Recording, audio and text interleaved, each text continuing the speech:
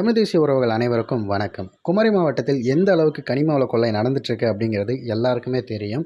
இருந்தாலும் சில ஊப்பிகள் அதை கண்டும் காணாமல் போகிறாங்க. நாம் தமிழர் பிள்ளைகள் மண்ணுக்கும் மக்களுக்குமான அத்தனை பேரும் பார்த்திங்கன்னா தொடர்ந்து அதுக்காக எதிரான குரல்களை கொடுத்து கொண்டே இருக்காங்க.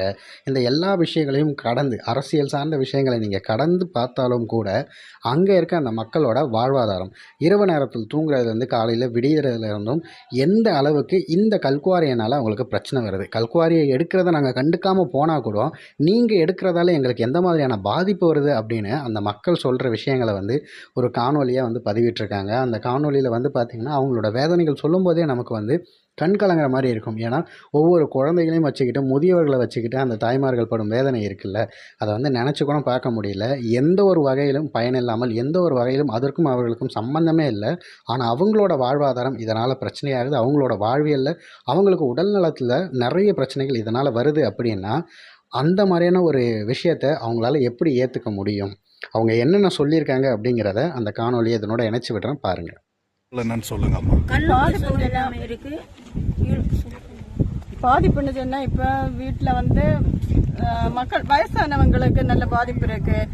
நைட்டு படுக்க முடியல. இந்த வேலை இங்க நடந்துட்டு இருக்கும்போ அது தொண்டை எல்லாம் ஒரு மாதிரி இருக்கும். பொடி அடைஞ்சு காலையில கண்ணுக்கு அதே போல சின்ன குழந்தைங்களுக்கு அதே போல சளி இருமல் வாந்தி வாரது. இதனால அப்படி வீடு மொத்தம் அப்படி துணி நினைச்சு போட்டுட்டு நம்ம துணியை எடுத்து அதுல பொடி இருக்கு. தூங்கிட்டு எழும்பும்போது அந்த போர்வை எப்படி உதறம்பளே அதுல இருக்கு பொடி இருக்குது. சாப்பாட்டுல தண்ணி கொதிச்ச வச்சுட்டு நம்ம பார்த்தாலும் அதுலயும் இருக்குது பொடி. எல்லாமே எங்களை செல்ல முடியாது.